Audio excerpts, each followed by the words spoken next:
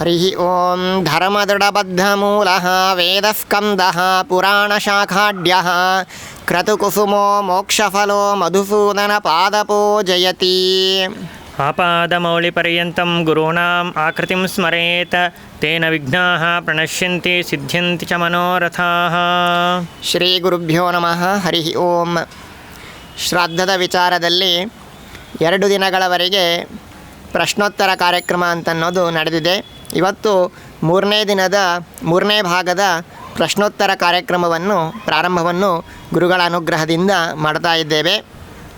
ನಿನ್ನೆಯ ದಿವಸ ಶ್ರಾದ್ದವನ್ನು ಮಾಡಬೇಕು, ಯಾವ ತಿಥಿಯಲ್ಲಿ ಮಾಡಬೇಕು ಅಂತಂದರೆ, ಯಾವ ಮಾಸದಲ್ಲಿ ಯಾವ ಪಕ್ಷದಲ್ಲಿ ತಂದೆ ತಾಯಿಗಳು ಮರಣವನ್ನು ಹೊಂದಿರ್ತಾರೋ ಅದೇ ಮಾಸ ಅದೇ ತಿಥಿಯಲ್ಲಿ ಶ್ರಾದ್ದವನ್ನು ಮಾಡಬೇಕು ಅಂತ ರೀತಿಯಾಗಿ ಹೇಳಿದ್ದಾರೆ. ಆದರೆ ಇವತ್ತಿನ ಕಾಲದಲ್ಲಿ ಮೊಬೈಲ್ ಬಂದಿದೆ, ಆಮೇಲೆ ಎಲ್ಲ ಕಡೆಗೂ ಕೂಡ ಇಂಟರ್ನೆಟ್ ಇದೆ. ಹಾಗಾಗಿ ಕಮ್ಯುನಿಕೇಷನ್ ಅಂತನ್ನೋದು ಬಹಳ ಸರಳ.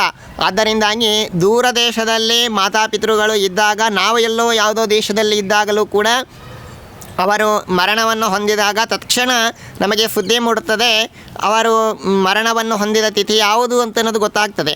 ಆದರೆ ಹಿಂದಿನ ಕಾಲದಲ್ಲಿ ಏನಾಗ್ತಿತ್ತು ಅಂತಂದರೆ, ಯಾತ್ರೆಗೆ ಅಂತ ಹೋಗ್ತಿದ್ರು. ಒಂದು 40-50 ವರ್ಷಗಳ ಹಿಂದೆ ಹೋದಾಗ ಯಾತ್ರೆಗೆ ಅಂತ ಹೋದಾಗ ಅಲ್ಲೇ ದೇಹಾಲಸ್ಯವಾಗಿ ವೃದ್ಧಾಪ್ಯ ಬಂದಾಗ ಅಲ್ಲೇ ಮರಣವನ್ನು ಹೊಂದಿಬಿಡ್ತಾ ಇದ್ದರು. ಅವರು ಮರಣವನ್ನು ಹೊಂದಿದ ಮೇಲೆ ಎಷ್ಟೋ ದಿನಗಳಾದ ಮೇಲೆ ಗೊತ್ತಾಗ್ತಿತ್ತು. ಹಾಗಾಗಿ ಯಾವ ತಿಥಿ ಮರಣ ಹೊಂದಿದ್ದಾರೆ ಅಂತನ್ನೋದೇ ಗೊತ್ತಾಗೋದಿಲ್ಲ. ಅಂತಹ ಸಂದರ್ಭದಲ್ಲಿ ಯಾವ ತಿಥಿಯನ್ನು ಶ್ರಾದ್ದಕ್ಕೆ ಪರಿಗಣನಾ ಮಾಡಬೇಕು ಅಂತನ್ನುವ ಸಮಸ್ಯೆ ಬರ್ತದೆ. ಹರಿ ಓಂ. ಈಗಿನ ಕಾಲ ಬಹಳ ಫಾಸ್ಟಾಗಿ ಬೆಳೀತಾ ಇದೆ. ಮೊಬೈಲ್ ಇದೆ, ಇಂಟರ್ನೆಟ್ ಇದೆ, ಇತ್ಯಾದಿಗಳನ್ನು ಎಲ್ಲವನ್ನು ಸೂಚನೆ ಮಾಡಿದ್ದೀರಿ. ಆದರೆ ಇವತ್ತಿನ ಕಾಲದಲ್ಲೂ ಕೂಡ ಅನೇಕ ಜನ ಇದ್ದಾರೆ, ನಾವು ಸಾಕ್ಷಾತ್ತಾಗಿ ಕಾಣ್ತಾ ಇದ್ದೇವೆ. ಎಷ್ಟೋ ಜನ ಬರ್ತಾರೆ, ಬಂದು ತಿಥಿ ಗೊತ್ತಿಲ್ಲ ನಮಗೆ, ಡೇಟ್ ಮಾತ್ರ ನೆನಪಿದೆ, ಆ ಡೇಟನ್ನು ನೋಡಿಕೊಂಡು ಯಾವ ತಿಥಿ ಆಗ್ತದೆ ಅಂತನ್ನೋದು ನೀವೇ ನೋಡಿ ಹೇಳಿ ಅಂತ ಹೇಳುವಂತಹ ಜನರಿದ್ದಾರೆ.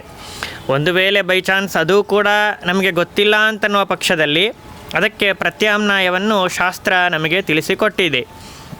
ಏನು ಅಂತಂದರೆ, ಮೃತಾಹಂ ಯೋನ ಜಾನಾತಿ ಮಾನವೋ ವಿನತಾತ್ಮಜ ತೇನ ಕಾರ್ಯಂ ಅಮಾವಾಸ್ಯಾಂ ಶ್ರಾದ್ದಂ ಸಂವತ್ಸರಂ ಸದಾ ಎಂಬುದಾಗಿ ಹೇಳುತ್ತಾರೆ. ಅಂದರೆ ತಂದೆ ತಾಯಿಯಂದರು ಮೃತರಾಗಿರುವಂತಹ ತಿಥಿ ವಾರ ಇವುಗಳು ನಮಗೆ ತಿಳಿಯದೇ ಇದ್ದ ಪಕ್ಷದಲ್ಲಿ ಶ್ರಾದ್ದವನ್ನು ಆ ದಿನದಲ್ಲಿ ನಮಗೆ ಮಾಡಲಿಕ್ಕಾಗೋದೇ ಇಲ್ಲ.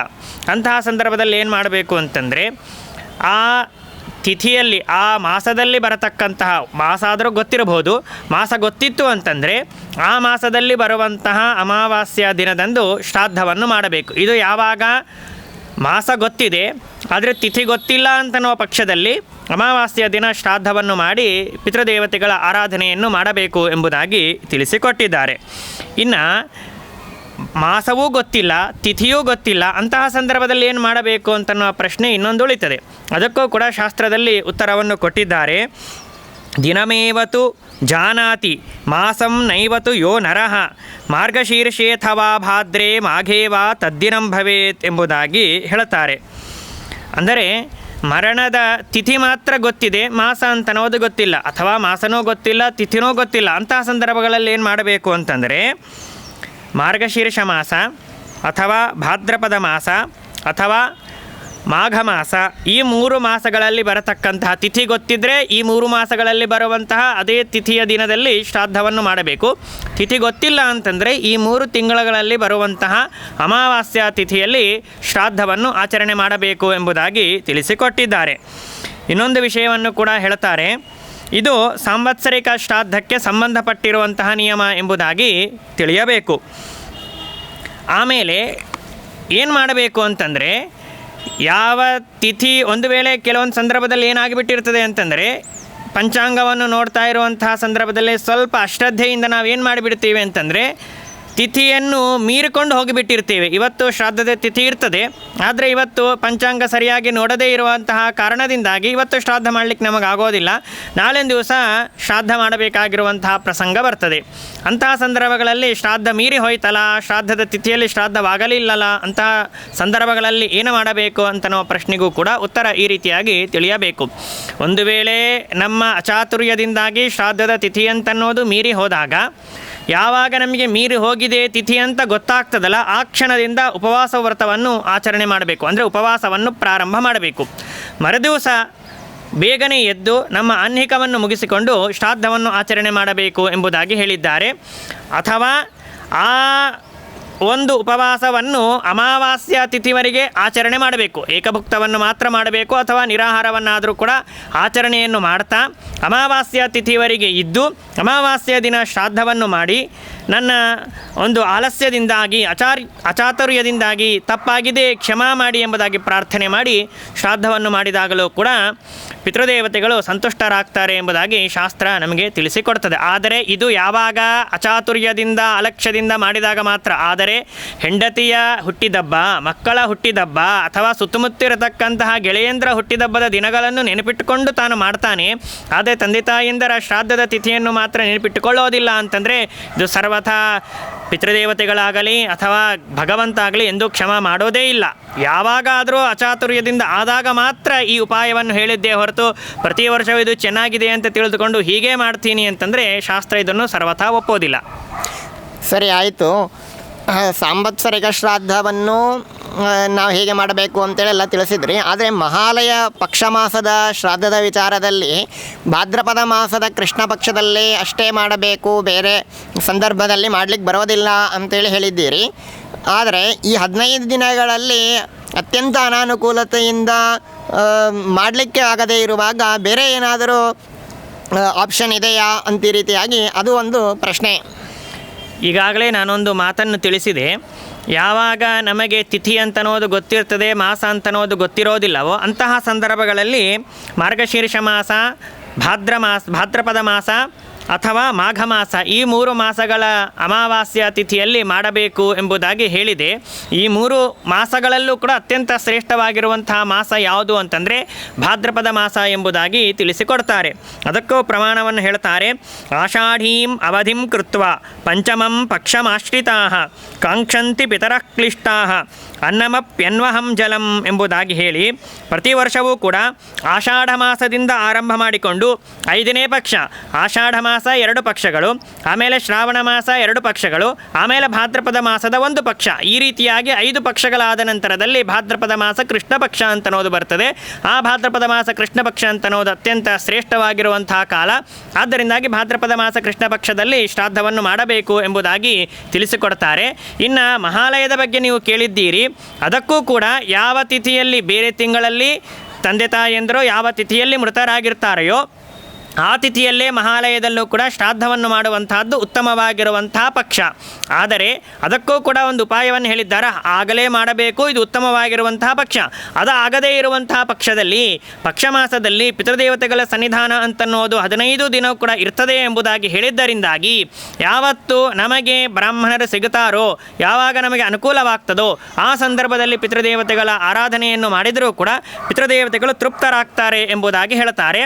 ಅದಕ್ಕೆ ಪ್ರಮಾಣವನ್ನು ಕೂಡ ಕೊಡ್ತಾರೆ. ಯಾತಿಥಿರ ಯಸ್ಯ ಮಾಸಸ್ಯ ಮೃತಾಹೇತು ಪ್ರವರ್ತತೆ ಸಾ ತಿಥಿ ಪಿತೃಪಕ್ಷೇತು ಪೂಜನೀಯ ಪ್ರಯತ್ನತಃ. ಪ್ರಯತ್ನತಃ ಅಂತನೋ ಶಬ್ದ ಬಹಳ ಮಹತ್ವದ್ದು. ಪ್ರಯತ್ನಪೂರ್ವಕವಾಗಿ ಆ ತಿಥಿಯಲ್ಲೇ ಶ್ರಾದ್ದವನ್ನು ಮಾಡುವುದಕ್ಕಾಗಿ ನಾವು ಕಟಿಬದ್ಧರಾಗಿ ನಿಂತಿರಬೇಕು.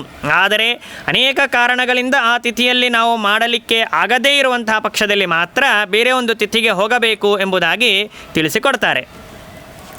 ಸರಿ, ಆಯಿತು.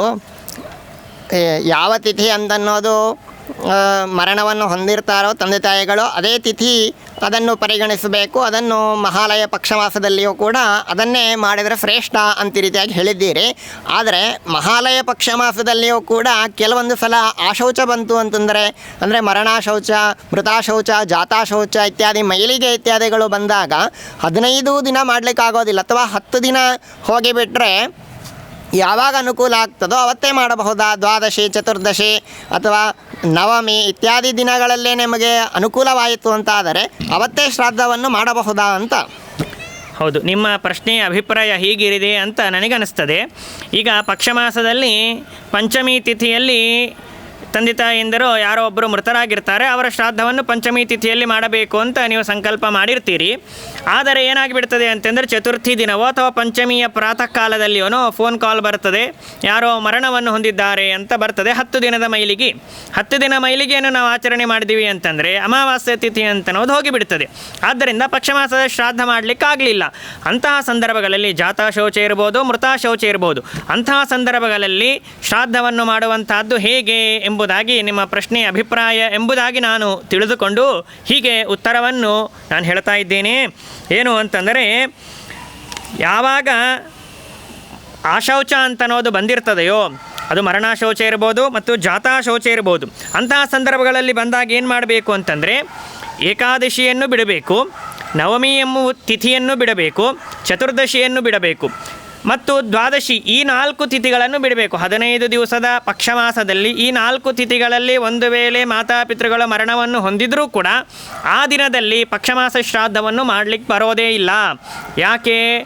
ಅವಿಧವಾ ನವಮಿ ಅಂತೇಳಿ ಇದು ಪ್ರತ್ಯೇಕವಾಗಿ ಯಾರು ಸುಮಂಗಲಿ ಸ್ತ್ರೀಯರು ಅವರು ದೇಹತ್ಯಾಗವನ್ನು ಮಾಡಿರ್ತಾರೆಯೋ ಅಂಥವರನ್ನು ಕುರಿತು ಹೇಳಿರತಕ್ಕಂಥ ದಿನ. ಆದ್ದರಿಂದಾಗಿ ಅವರಿಗೆ ಮಾತ್ರ ಅವತ್ತು ಶ್ರಾದ್ದ ಮಾಡತಕ್ಕದ್ದು.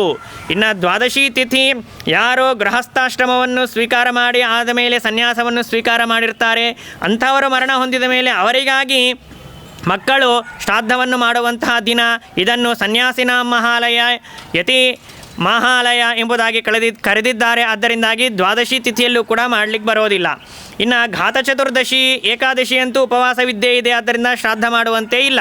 ಇನ್ನು ಘಾತ ಚತುರ್ದಶಿ ಎಂಬುದಾಗಿ ಪ್ರತ್ಯೇಕವಾಗಿ ಯಾರು ಆಕ್ಸಿಡೆಂಟ್ ಕೇಸ್ಗಳಿರ್ತವೆ ಅಲ್ಲ ಅಂಥವರಿಗೆ ಮಾತ್ರ ಸೀಮಿತವಾಗಿರುವಂತಹ ದಿನ. ಆದ್ದರಿಂದಾಗಿ ಈ 4 ದಿನಗಳನ್ನು ಬಿಟ್ಟು ಆಶೌಚ ಯಾವ ದಿನದಲ್ಲಿ ನಾವು ಶುದ್ಧರಾಗ್ತೇವೋ ಆ ದಿನದಲ್ಲಿ ಶ್ರಾದ್ದವನ್ನು ಮಾಡಬೇಕು ಎಂಬುದಾಗಿ ಹೇಳಿದ್ದಾರೆ.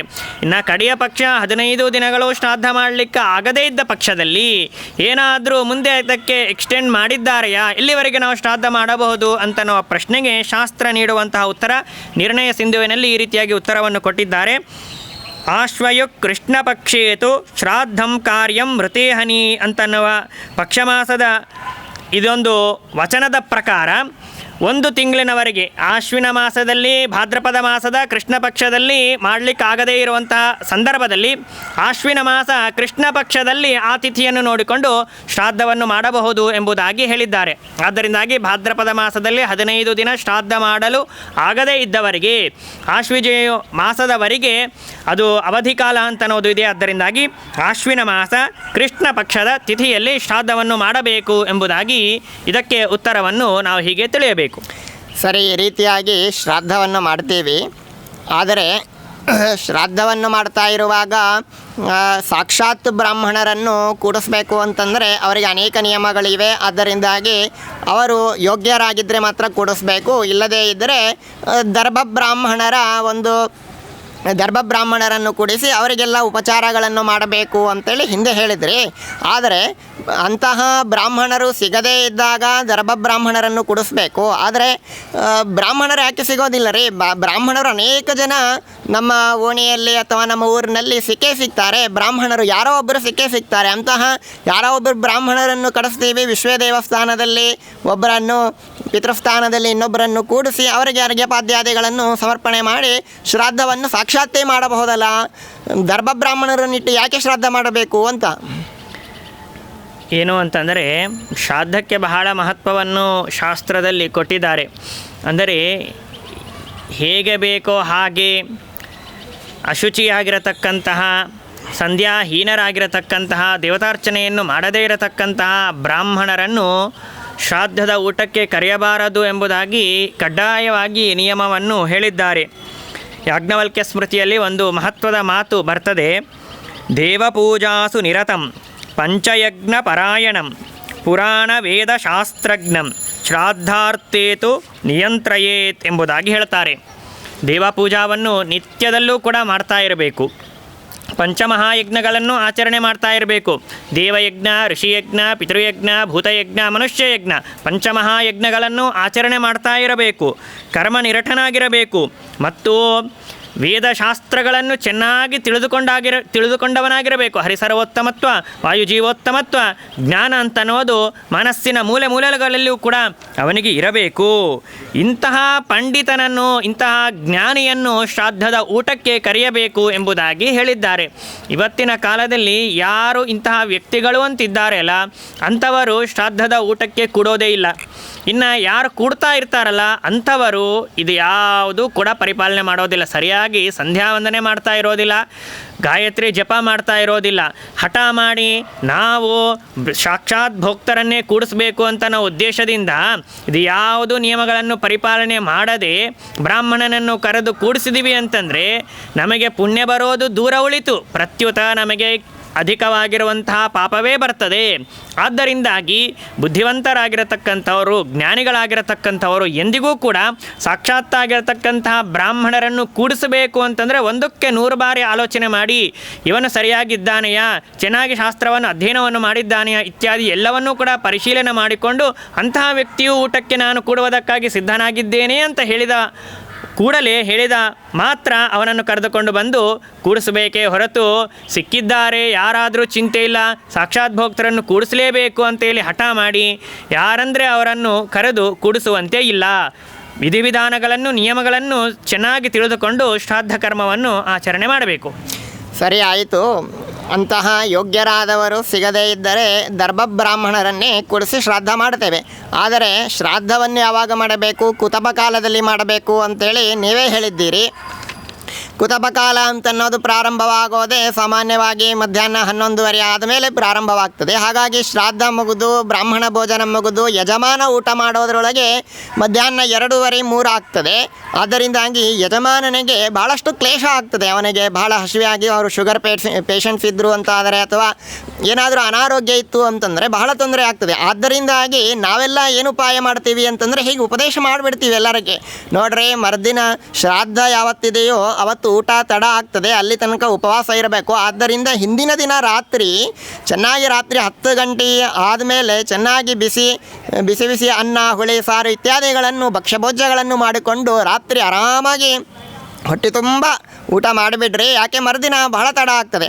ಆಮೇಲೆ ಮರುದಿನವೂ ಕೂಡ ಶ್ರಾದ್ದ ಆದ ದಿನ ಬಹಳ ತಡ ಆಗಿರ್ತದೆ. ಆದ್ದರಿಂದ ಹಸಿವೆಯಿಂದ ಊಟ ಸರಿಯಾಗಿ ಹೋಗ್ತಿರೋದಿಲ್ಲ.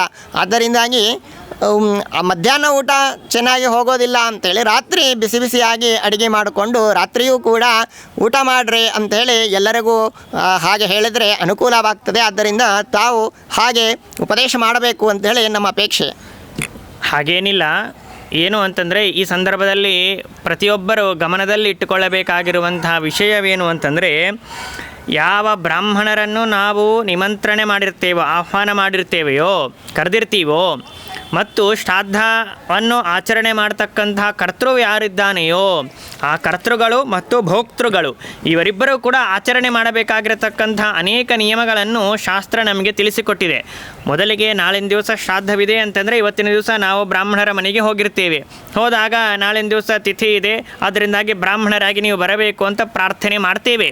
ಪ್ರಾರ್ಥನೆ ಮಾಡಿದಾಗ ಅವರ ಬಗ್ಗೆ ಹೇಳ್ತಾ ಇರುವಾಗ ಪ್ರಾರ್ಥನಾ ರೂಪವಾಗಿ ಒಂದು ಶ್ಲೋಕವನ್ನು ಹೇಳಬೇಕಂತೆ.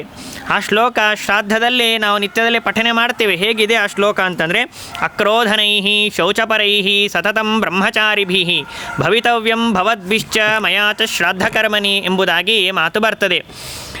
ಏನು ಅಂತಂದರೆ, ಶ್ರಾದ್ದವನ್ನು ಮಾಡ್ತಕ್ಕಂತಹ ವ್ಯಕ್ತಿ ಸರ್ವಥಾ ಸಿಟ್ಟಿಗೆ ಬರಬಾರದು, ಮತ್ತು ಬ್ರಾಹ್ಮಣರಾಗಿ ಬಂದಿರತಕ್ಕಂತಹ ವ್ಯಕ್ತಿಗಳು ಕೂಡ ಸಿಟ್ಟಿಗೆ ಬರಬಾರದು, ಮತ್ತು ಶೌಚಾಚಾರ ಇವುಗಳಿಂದ ಶುದ್ಧರಾಗಿರಬೇಕು, ಆಹ್ನಿಕವನ್ನು ಸರಿಯಾಗಿ ಮಾಡ್ತಾ ಇರಬೇಕು, ಮತ್ತು ನಿತ್ಯದಲ್ಲೂ ಕೂಡ ಅವತ್ತಿನ ದಿವಸ ಹಿಂದಿನ ದಿವಸವಾದರೂ ಕೂಡ ಬ್ರಹ್ಮಚರ್ಯಾಶ್ರಮವನ್ನು ಪರಿಪಾಲನೆ ಮಾಡಬೇಕು. ಬ್ರಹ್ಮಚರ್ಯ ವ್ರತದಲ್ಲಿ ಅವನು ಇರಬೇಕು. ಇದು ಕೇವಲಿಗೆ ಭೋಕ್ತೃಗಳಾಗಿರತಕ್ಕಂಥ ನಿಮಗೆ ಮಾತ್ರ ಸೀಮಿತವಾದದ್ದಲ್ಲ, ಕರ್ತೃವಾಗಿರತಕ್ಕಂಥ ನನಗೂ ಕೂಡ ಇದು ಸೀಮಿತವಾದದ್ದು. ಆದ್ದರಿಂದ ನಾವಿಬ್ಬರೂ ಕೂಡ ಸೇರಿಕೊಂಡು ಈ ವ್ರತವನ್ನು ಆಚರಣೆ ಮಾಡೋಣ ಎಂಬುದಾಗಿ ಬ್ರಾಹ್ಮಣರಿಗೆ ಪ್ರಾರ್ಥನೆ ಮಾಡಬೇಕು ಎಂಬುದಾಗಿ ಹೇಳಿದ್ದಾರೆ.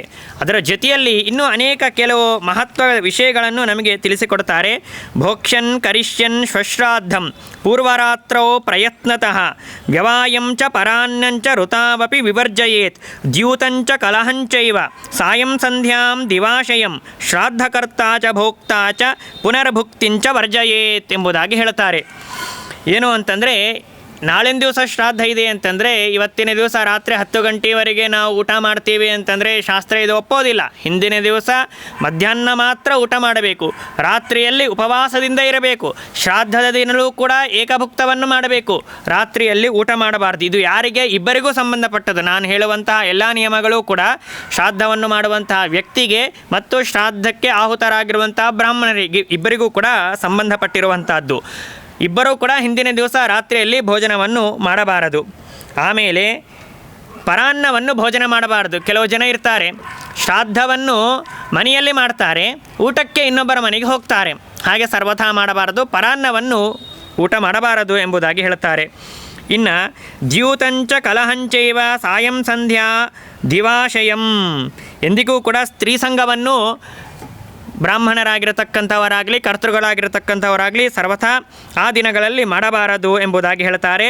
ದ್ಯೂತವನ್ನು ಆಡಬಾರದು, ಕಲಹವನ್ನು ಜಗಳ ಆಡಬಾರದು, ಅದರ ಜೊತೆಗೆ ದುರ್ವ್ಯಸನ ರಹಿತರಾಗಿರಬೇಕು ಎಂಬುದಾಗಿ ಹೇಳ್ತಾರೆ. ಇನ್ನೊಂದು ಮಾತು, ಯಜಮಾನನಾಗಿರತಕ್ಕಂಥವನು ಶ್ರಾದ್ದದ ದಿನದಲ್ಲಿ ಸಾಯಂಕಾಲದ ಸಂಧ್ಯಾವಂದನೆಯನ್ನೂ ಕೂಡ ಮಾಡುವಂತೆ ಇಲ್ಲ.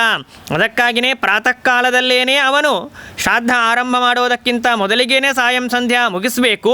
ಮುಗಿಸಿದ ಮೇಲೆ ಸಾಯಂಕಾಲದಲ್ಲಿ ಏನು ಮಾಡಬೇಕು ಅಂದರೆ ಕೇವಲ ಮಾನಸಿಕವಾಗಿರತಕ್ಕಂಥ ಅರ್ಘ್ಯವನ್ನು ಕೊಟ್ಟು ಮಾನಸಿಕವಾಗಿರುವಂತಹ ಗಾಯತ್ರಿ ಜಪವನ್ನು ಮಾಡಬೇಕು ಎಂಬುದಾಗಿ ತಿಳಿಸಿಕೊಟ್ಟಿದ್ದಾರೆ. ಆದ್ದರಿಂದಾಗಿ ಅನೇಕ ನಿಯಮಗಳನ್ನು ಇಬ್ಬರೂ ಕೂಡ ಪರಿಪಾಲನೆ ಮಾಡಬೇಕು.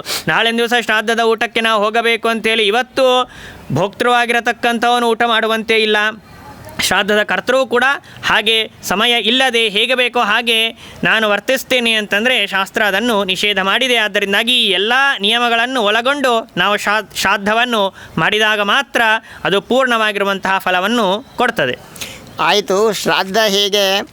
ಶ್ರಾದ್ದವನ್ನು ಮಾಡುವಂತಹ ಯಜಮಾನ, ಶ್ರಾದ್ದ ಊಟಕ್ಕೆ ಬಂದಿರುವಂತಹ ಬ್ರಾಹ್ಮಣ ರಾತ್ರಿ ಭೋಜನ ಇತ್ಯಾದಿಗಳನ್ನು ತ್ಯಾಗ ಮಾಡಬೇಕು ಅಂತ ಈ ರೀತಿಯಾಗಿ ಹೇಳಿದ್ದೀರಿ, ಅದೆಲ್ಲ ಸರಿ. ಆದರೆ ಶ್ರಾದ್ದ ಮಾಡ್ತಾ ಇರುವಾಗ ಈ ಯವೋದಕಂ, ತಿಲೋದಕಂ ಅಂಥೇಳಿ ಯವ, ತಿಲ ಇತ್ಯಾದಿ ಧಾನ್ಯಗಳು ಏನೇನೋ ಬರ್ತವೆ. ಆ ಎಲ್ಲ ಯವ, ತಿಲ ಅಂತನ್ನುವ ಧಾನ್ಯಗಳನ್ನೇ ಯಾಕೆ ಬಳಸಬೇಕು? ಯಾವುದೋ ಬೇರೆ ಉದ್ದಿನಬೇಳೆ, ಕಡಲೆಬೇಳೆ ಇತ್ಯಾದಿ ಬೇರೆ ಬೇರೆ ಧಾನ್ಯಗಳನ್ನು ಬಳಸಿ ಚೆನ್ನಾಗಿ ಶ್ರಾದ್ದವನ್ನು ಮಾಡಬಹುದಲ್ಲ. ಈ ಯವ, ತಿಲ ಇತ್ಯಾದಿಗಳನ್ನೇ ಯಾಕೆ ಬಳಸಬೇಕು? ಆಮೇಲೆ ದರ್ಭಗಳು, ಕೆಲವೊಂದು ಸಲ ದರ್ಭ ಅಂತಾರೆ, ಕೆಲವೊಂದು ಸಲ ಕುಶ ಅಂತಾರೆ, ಕೆಲವೊಂದು ಸಲ ಶರ ಅಂತಾರೆ. ಹೀಗೆ ಉಪನಯನ ಸಂದರ್ಭದಲ್ಲಿ ಅದನ್ನೇ ಮೌಂಜ ಅಂತನ್ನುವ ಶಬ್ದದಿಂದ ಕರೀತಾರೆ. ಹೀಗೆ ಅದು ಒಂದೇನೋ ಅಥವಾ ಅನೇಕ ಇದೆಯೋ? ಈ ದರ್ಭಗಳ ವಿಷಯದಲ್ಲೇನು, ಯವ, ತಿಲ ಧಾನ್ಯಗಳ ವಿಷಯದಲ್ಲಿ ಏನಾದರೂ ವಿಶೇಷ ಮಾಹಿತಿ ನಿಮ್ಮ ಹತ್ರ ಉಂಟಾ ಅಂತೇಳಿ?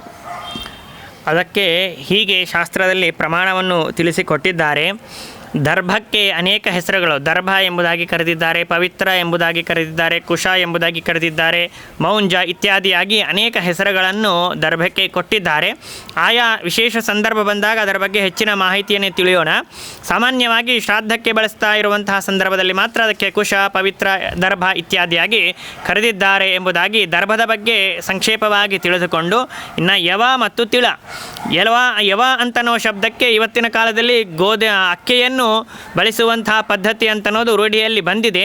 ಆದರೆ ಸಾಕಷ್ಟು ಜನ ಯವ ಅಂತನೋ ಶಬ್ದಕ್ಕೆ ಜವೆಗೋಧಿ ಎಂಬುದಾಗಿ ಇದು ರೂಢಿಯಲ್ಲಿ ಇರುವಂತಹದ್ದು. ಅದನ್ನೇ ಬಳಸುವಂತಹ ಪದ್ಧತಿ ನಾವು ಸಾಕಷ್ಟು ಕಡೆಗೆ ಬೆಂಗಳೂರು ಇತ್ಯಾದಿ ಕಡೆಗಳಲ್ಲಿ ಅಲ್ಲಿ ಸಿಗುತ್ತೆ. ಆದ್ದರಿಂದಾಗಿ ಅವುಗಳನ್ನೇ ತೆಗೆದುಕೊಂಡು ಬಂದು ಶ್ರಾದ್ದವನ್ನು ಮಾಡಿಸ್ತಾ ಇರ್ತಾರೆ. ಆದರೆ ಅಕ್ಕಿಯನ್ನು ಬಳಸುವುದು ಸರ್ವಥಾ ಇದು ತಪ್ಪಲ್ಲ. ಅಕ್ಕಿಯನ್ನು ಕೂಡ ಬಳಸುವಂತಹ ಪದ್ಧತಿ ಅನೇಕ ವರ್ಷಗಳಿಂದ ಬಂದಿದೆ ಎಂಬುದಾಗಿ ತಿಳಿಯಬೇಕು. ಅಕ್ಕಿಯನ್ನೇ ಯಾಕೆ ಬಳಸಬೇಕು ಅಂತಂದರೆ ಅಲ್ಲೇ ಒಂದು ಮಂತ್ರ ಬರ್ತದೆ, ಯವೋ ಸಿಧಾನ್ಯ ರಾಜೋವಾ ವಾರುಣೋ ಮಧು ಸಂಯುತಃ ನಿರ್ಣೋದ ಸರ್ವ ಪಾಪಾನಾಂ ಪವಿತ್ರ ಮೃಷಿವಿಸ್ಮೃತಂ ಎಂಬುದಾಗಿ ನಿರ್ಣಯ ಸಿಂಧುವಿನಲ್ಲಿ ಹೇಳಿದ್ದಾರೆ. ಧಾನ್ಯಗಳಿಗೆ ರಾಜನಂತೆ ಇರುವಂತಹದ್ದು ಮತ್ತು ಮಧುರಸದಿಂದ ಕೂಡಿರುವಂತಹದ್ದು ಯವ. ಇದಕ್ಕೆ ಅಧಿದೇವತೆ ಯಾರು ಅಂತಂದರೆ ವರುಣ ಎಂಬುದಾಗಿ ಹೇಳಿದ್ದಾರೆ. ಸಕಲ ಪಾಪಗಳನ್ನು ಕೂಡ ಪರಿಹಾರವನ್ನು ಮಾಡುವಂತಹ ಶಕ್ತಿ ಈ ಯವಕ್ಕೆ ಇದೆ, ಈ ಧಾನ್ಯಕ್ಕೆ ಇದೆ. ಆದ್ದರಿಂದಾಗಿ ನಮ್ಮ ಎಲ್ಲ ಪಾಪಗಳು ಕೂಡ ಪರಿಹಾರವನ್ನು ಹೊಂದಿ ನಾವು ಶುದ್ಧರಾಗಿ ಶ್ರಾದ್ದಕರ್ಮವನ್ನು ಮಾಡಬೇಕು ಅಂತನೋ ಅಭಿಪ್ರಾಯದಿಂದಾಗಿ ಯವ ಇದನ್ನು ಬಳಸುವಂತಹ ಪದ್ಧತಿ ಬಂದಿದೆ. ಇನ್ನು ಎಳ್ಳಿನ ಬಗ್ಗೆ ವಿಚಾರ ಮಾಡ್ತಾ ಇರುವಂತಹ ಸಂದರ್ಭದಲ್ಲಿ ನಮಗೆ ಮತ್ಸ್ಯ ಪುರಾಣದಲ್ಲಿ ಒಂದು ಮಾತು ಬರ್ತದೆ, ಯಸ್ಮಾನ್ ಮಧುವದೇ ಕಾಲೇ ವಿಷ್ಣೋರ್ದೇಹ ಸಮುದ್ಭವಾಃ ತಿಲಾಃ ಕುಶಾಶ್ಚ ಮಾಶಾಶ್ಚ ತಸ್ಮಾತ್ ಶಾಂತ್ಯೈ ಭವಂತ್ವಿಹ ಎಂಬುದಾಗಿ ಹೇಳ್ತಾರೆ. ಮಧುನಾಮಕನಾಗಿರತಕ್ಕಂತಹ ದೈತ್ಯನನ್ನು ಸಂಹಾರ ಮಾಡ್ತಾ ಇರುವಂತಹ ಸಂದರ್ಭದಲ್ಲಿ ಭಗವಂತನ ದೇಹದಿಂದಾಗಿ ಬೇವರಂತನೋದು ಸೋರಿತು. ಆ ಬೇವರಿನ ಹನಿಗಳು ಕೆಳಗೆ ಬಿದ್ದವು. ಕೆಳಗೆ ಬಿದ್ದಾಗ ಎಳ್ಳು, ದರ್ಭ, ಉದ್ದಿನ ಬೇಲೆ, ಶಾಸ್ತ್ರದಲ್ಲಿ ಉದ್ದಿನ ಬೇಲಿಗೆ ಪ್ರಾಶಸ್ತ್ಯವನ್ನು ಕೊಟ್ಟಿದ್ದಾರೆ. ಉದ್ದಿನ ಒಡೆಯನ್ನು ಮಾಡಿಸ್ತಾ ಇರ್ತಾರೆ. ಆದ್ದರಿಂದಾಗಿ ಭಗವಂತನ ಬೇವರು ಕೆಳಗೆ ಬಿದ್ದಾಗ ಅದರಿಂದ ಹುಟ್ಟಿರತಕ್ಕಂತಹ ಪದಾರ್ಥಗಳು ಯಾವುವು ಅಂತಂದರೆ ಎಳ್ಳು, ದರ್ಭ, ಉದ್ದು. ಆದ್ದರಿಂದಾಗಿ ಇವು ಅತ್ಯಂತ ಪವಿತ್ರವಾಗಿರತಕ್ಕಂಥವುಗಳು. ಆದ್ದರಿಂದಾಗಿ ದರ್ಭವನ್ನು ಶ್ರಾದ್ದದಲ್ಲಿ ಬಳಸಬೇಕು, ಎಳ್ಳನ್ನು ಬಳಸ್ತೇವೆ, ಆಮೇಲೆ ಉದ್ದನ್ನು ಬಳಸ್ತೇವೆ. ಯವ ಅಂತನ್ನೋದು ಧಾನ್ಯ ರಾಜ, ಆದ್ದರಿಂದಾಗಿ ಅದನ್ನು ಬಳಸಬೇಕು ಎಂಬುದಾಗಿ ತಿಳಿಸಿಕೊಟ್ಟಿದ್ದಾರೆ. ಗರುಡ ಪುರಾಣದಲ್ಲೂ ಕೂಡ ಗರುಡನಿಗೆ ಉಪದೇಶವನ್ನು ಮಾಡ್ತಾ ಇರುವಂತಹ ಸಂದರ್ಭದಲ್ಲಿ ಭಗವಂತ ಹೇಳಿದ ಮಾತು ಮಮ ಸ್ವೇದ ಸಮುದ್ಭೂತಾಃ ಯತಸ್ತೆ ಪಾವನಾಸ್ತಿಲಾಹ ಎಂಬುದಾಗಿ, ಎಳ್ಳು ನನ್ನ ಶರೀರದ ಒಂದು ಬೇವರಿನಿಂದ ಹುಟ್ಟಿರತಕ್ಕಂಥದ್ದು ಎಂಬುದಾಗಿ ತಿಳಿಸಿಕೊಟ್ಟಿದ್ದಾನೆ. ಆದ್ದರಿಂದಲೂ ಕೂಡ ಇದು ಅತ್ಯಂತ ಪವಿತ್ರ ಇವುಗಳು. ಆದ್ದರಿಂದ ಇವುಗಳನ್ನು ಉಪಯೋಗಿಸಿ ಶ್ರಾದ್ದವನ್ನು ಮಾಡಬೇಕು ಎಂಬುದಾಗಿ ತಿಳಿಯಬೇಕು. ಸರಿ, ಆಯಿತು. ಎಳ್ಳು ಆಮೇಲೆ ಯವ ಇತ್ಯಾದಿಗಳನ್ನು ಉಪಯೋಗಿಸಿ ಶ್ರಾದ್ದವನ್ನು ಮಾಡಬೇಕು ಅಂತ ಈ ರೀತಿಯಾಗಿ ತಿಳಿಸಿದ್ದೀರಿ. ಆದರೆ ಶ್ರಾದ್ದದ ಭೋಜನದಲ್ಲಿ ಬ್ರಾಹ್ಮಣರಿಗೆ ಊಟಕ್ಕೆ ಹಾಕ್ತಾ ಇರುವಾಗ ಅನ್ನ ಬಡಿಸಿದ ಮೇಲೆ ಅಲ್ಲಿ ಹಾಲು ಹಾಕಬೇಕು. ಆಮೇಲೆ ಬ್ರಾಹ್ಮಣರಿಗೆ ವಸ್ತ್ರದಾನವನ್ನು ಮಾಡಬೇಕು. ಆ ಹಾಲು ಪ್ಯಾಕೆಟ್ ಹಾಲು ತೊಗೊಂಡು ಬಂದು ಮಾಡ್ತೇವೆ, ಅದು ಸುಲಭ. ಮತ್ತು ಎಲ್ಲೆಲ್ಲೊಂದು ಹಾಲು ತರೋದು ಯಾಕೆ? ಆಕಳಂತೂ ಸಿಗೋದೇ ಇಲ್ಲ. ಆಮೇಲೆ ವಸ್ತ್ರ ಅಂತ ರೀತಿಯಾಗಿ ಹೇಳಿದ್ದೀರಿ. ಆ ವಸ್ತ್ರವನ್ನು ಕೂಡ ನಾವು ಯಾವುದೋ ಒಂದು ಅಂಗಡಿಯಿಂದ ತಂದುಬಿಟ್ರೆ ಆಯ್ತಲ್ಲ, ವಸ್ತ್ರ ಯಾವುದೋ ಒಂದು ವಸ್ತ್ರ ತಂದುಬಿಡ್ತೀವಿ. ಅದಕ್ಕೆ ಏನಾದರೂ ಸ್ಪೆಸಿಫಿಕ್ ಆಗಿ ನಿಯಮಗಳಿವೆಯಾ? ಇದಕ್ಕೆ ಉತ್ತರವನ್ನು ನಾಳಿನ ದಿವಸ ತಿಳಿಯೋಣ ಎಂಬುದಾಗಿ ಹೇಳ್ತಾ ಮಧ್ವೇಶಾರ್ಪಣಮಸ್ತು, ಶ್ರೀಕೃಷ್ಣಾರ್ಪಣಮಸ್ತು.